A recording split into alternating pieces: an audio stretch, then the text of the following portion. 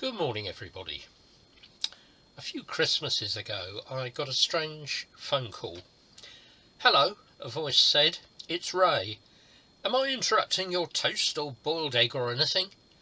"No," I said, slowly, playing for time. It wasn't a voice I recognised. Whoever it was sounded very jolly, almost like Father Christmas. And then the penny dropped. A fellow student at college 50 years ago. "I just rang to thank you for being the first person to introduce me to Jesus Christ," he said. And our conversation continued from there. Ray had been a very serious chemistry student, able, very clever. It emerged that later on, in order to understand the scriptures better, he taught himself Hebrew. 50 years ago, I think I invited him to a Christian mission at university. Now he was thanking me for that very small thing. Just an invitation. We often have no idea of the effect we can have. About 50 years before Ray and I were at Trinity College, a young undergraduate called Alec Fraser kept passing a shy fellow student on the stairs of the block where they had their rooms in college. The shy student always had a smile on his face, but Alec, despite his best endeavours, couldn't make eye contact with him. Then one day, when Alec was on his way downstairs to play tennis, he saw the cheerful young man coming up the stairs. Frustrated he was about to fail once again to say hello, he said to him, "What is the deal with you then?" Or something like that. The student looked up and said, "I love Jesus Christ with all my heart." This conversation turned into an invitation to join the Christian Union, and later Alex Fraser became a Christian.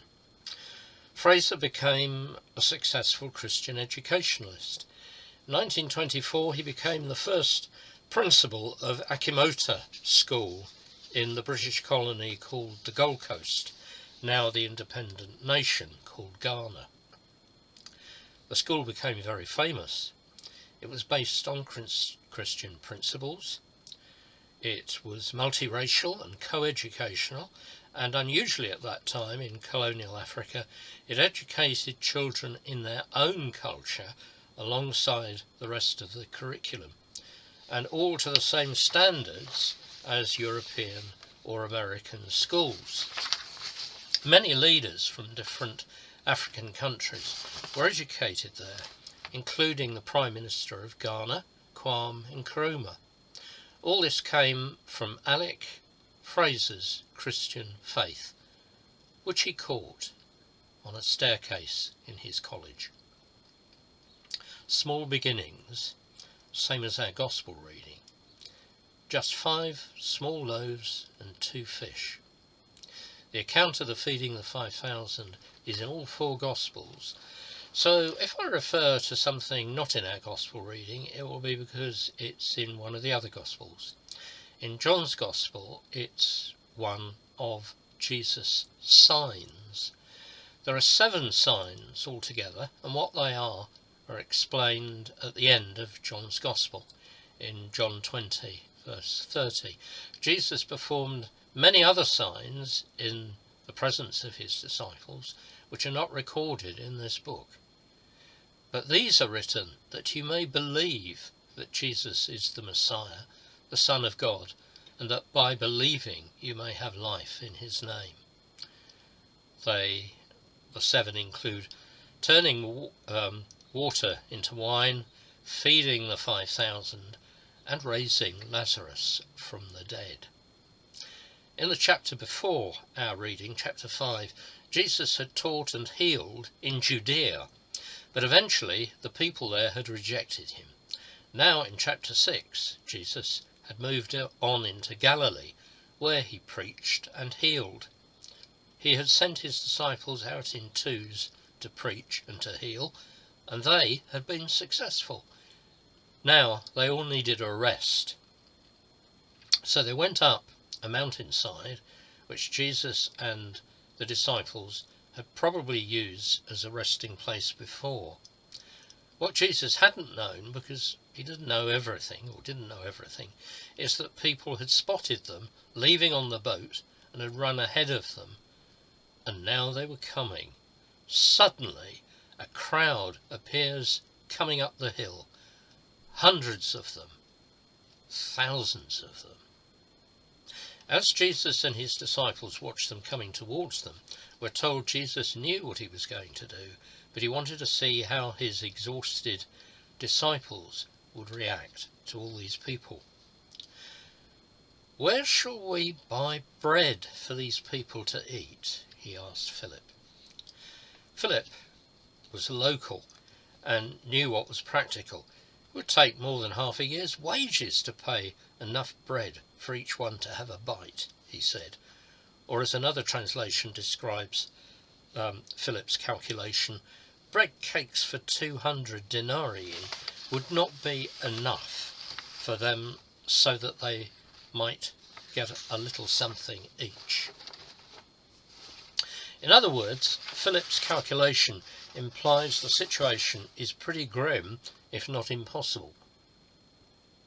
We know from the other accounts that nearly all the other disciples felt the same. They all calculated and failed to exercise faith. Another of his disciples, Andrew, Simon Peter's brother, spoke up. "Here is a young lad with 5 small barley loaves and 2 small fish. But how far will they go among so many?" In other words, these are our very limited resources, Lord.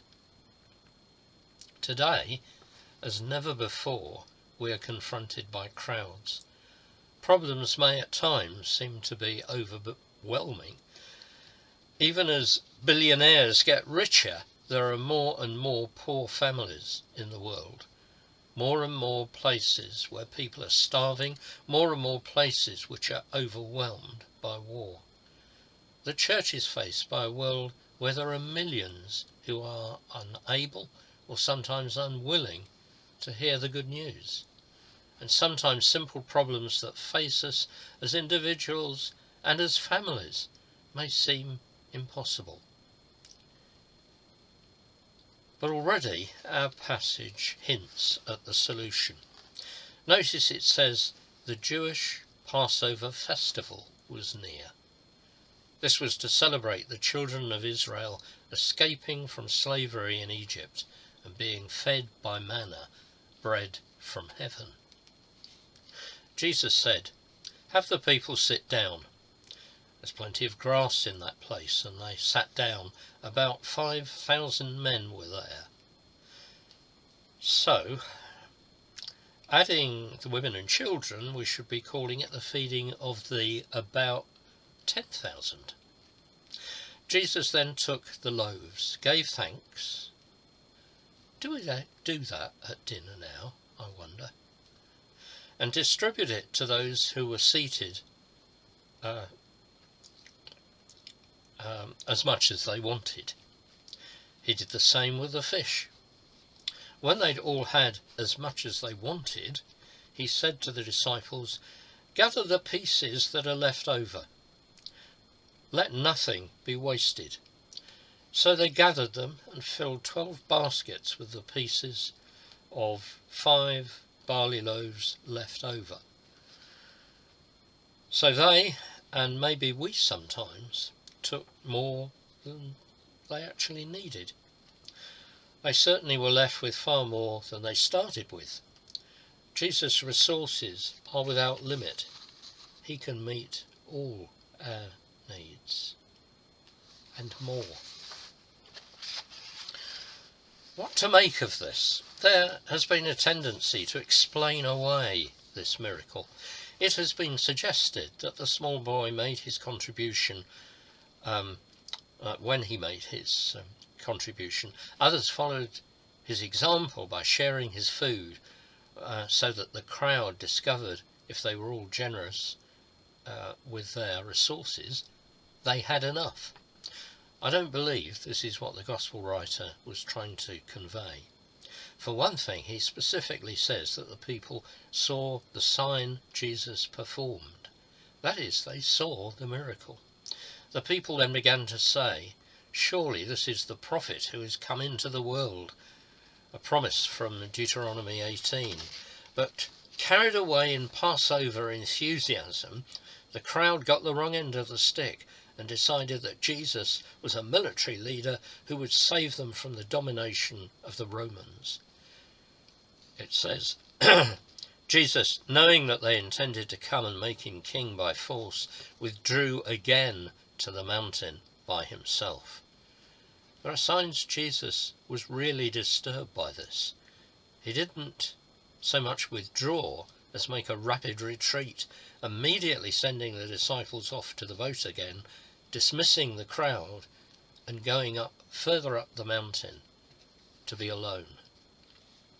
The story doesn't quite end there.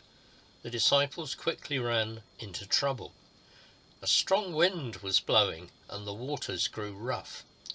What John doesn't tell us, but we're told elsewhere, is that Jesus was on the mountain, above them, watching and praying for them. On 2 occasions, I think, Jesus did a miracle, just for fun as it were, just to, in a generous way, show what he could do. One was his first miracle, turning water into wine. Another occasion where he took what was available and completely transformed it. The second was right now, when he walked on water to reassure his disciples. What can we learn from Jesus and his disciples? Well, don't try walking on water, but giving thanks is always good. Whether it's the state of the world or the state of our own lives, it's good, like Philip, to face up and not ignore the troubles in front of us, even if the problem seems insuperable. But it is really Andrew we are invited to follow.